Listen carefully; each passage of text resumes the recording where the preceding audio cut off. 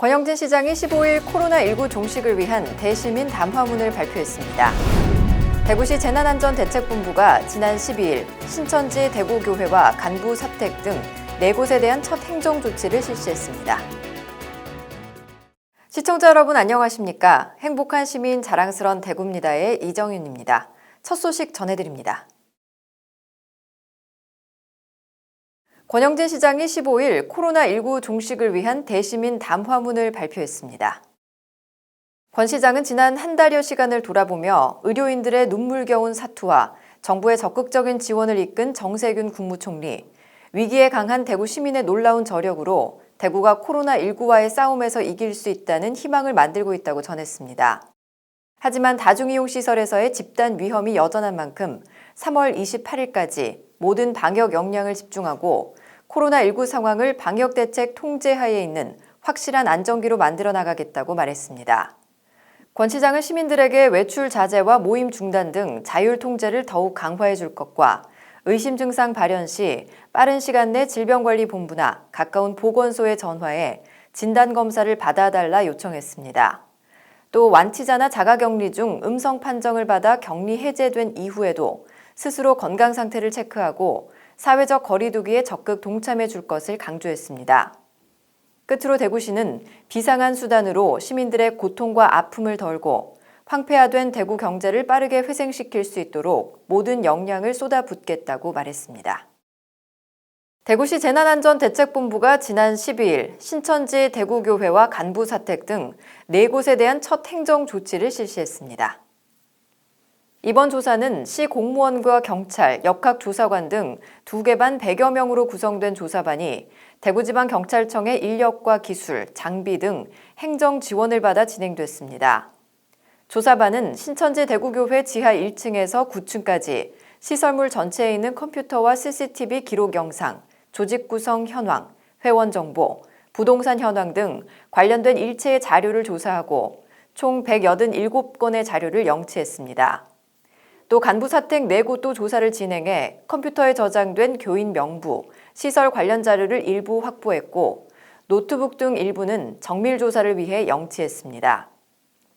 대구시는 이번 조사로 신천지 교인과 시설 현황 등에 관련된 자료가 확보됨에 따라 기존에 확보된 자료와의 검증 절차에 착수하고 컴퓨터에 저장된 정보 조사는 자료 삭제 및 수정 등의 검증을 위해 경찰에 조사를 의뢰해 분석할 계획입니다. 이어서 시정 단신을 알려드립니다. 특별관리지역 지정 23일 만인 지난 15일 대구와 경북 일부 지역이 특별재난지역으로 선포됐습니다. 대구시는 전체가 특별재난지역에 포함됐고 경북 지역에서는 경산과 청도, 봉화 지역이 포함됐습니다. 자연재해가 아닌 감염병으로 인해 특별재난지역이 선포된 것은 이번이 처음으로 코로나19로 인한 피해가 대구 경북에 집중된 만큼 향후 정부가 강력한 지원책을 펼칠 것으로 예상됩니다. 특별재난지역 선포 시 관련 피해 상황을 조사해 복구 계획을 수립하고 복구비의 50%를 국비에서 지원하며 주민 생계 및 주거 안정 비용, 각종 요금이나 건강보험료 등의 감면 혜택이 주어집니다. 정세균 국무총리가 13일 대구 전통시장인 서남 신시장을 방문했습니다. 이번 방문은 코로나19 영향으로 소비가 크게 위축돼 전통시장 상인들이 어려움을 겪는 가운데 소상공인들의 어려움을 덜 수 있는 착한 임대인 운동의 확산 차원에서 마련됐습니다. 전주에서 시작된 착한 임대인 운동은 3월 11일 기준 전국 255개 전통시장 상점가 등에서 1,800여 명의 임대인이 18,200여 개의 임차 상인에게 임대료를 인하하고 있고 서남신시장은 9명의 임대인이 23개 점포에 참여하고 있습니다.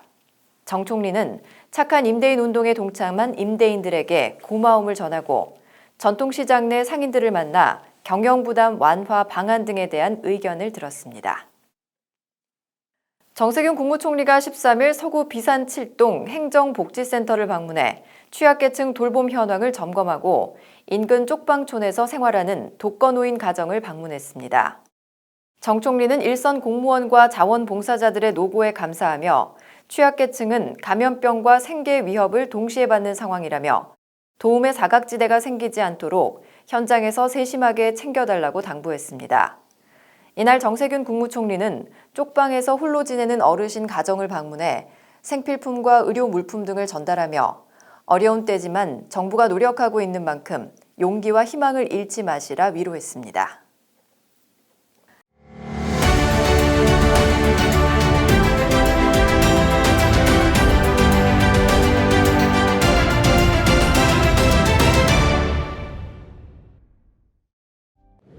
네, 최근 확진자 수가 8,000명을 넘어서면서 여러분 많은 불안과 불편을 겪으셨을 텐데요. 하지만 이제는 확진자 수보다 퇴소자 수가 더 늘어나고 있다고 합니다. 그래서 오늘은 대구의 한 생활치료센터에 나와봤는데요. 생활치료센터, 지금부터 저와 함께 알아볼까요? 우선 시도별 환자관리반이 중증도를 4단계로 분석해 입원 치료와 방역적 격리가 필요한 환자를 분리하는데요. 경증 환자는 국가 운영시설이나 숙박시설을 활용한 지역별 생활치료센터에 입소해 치료를 받게 됩니다. 입소한 환자는 매일 2회 자가 모니터링이 이루어지고요. 모니터링을 통해 중증 증상이 발견되면 신속하게 음압격리병실이나 감염병 전담병원 등으로 이동하게 됩니다. 네, 매일 식사와 간식 등이 제공되고 있고요. 입소 전과 후에는 소독도 실시되고 있습니다. 또한 의료진을 포함한 상주 인력을 배치해서 다양한 의료 서비스도 제공하고 있습니다.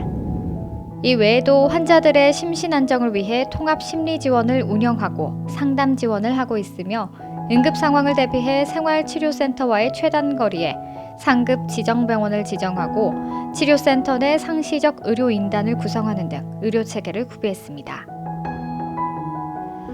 네, 오늘 경북대학교 생활치료센터에서는 40여 명의 퇴소자가 나왔습니다. 처음으로 퇴소자가 나온 이후로 점점 더 퇴소자의 숫자가 늘어나고 있는데요. 그리고 확진자 수도 점점 줄어들고 있습니다. 여기서 우리는 희망을 볼 수 있는데요.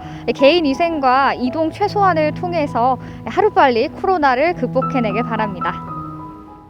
이어서 대구 게시판입니다. 대구시가 1월에 자동차세 연납 10% 할인 혜택을 놓친 시민들을 위해 3월 연납제도를 운영합니다.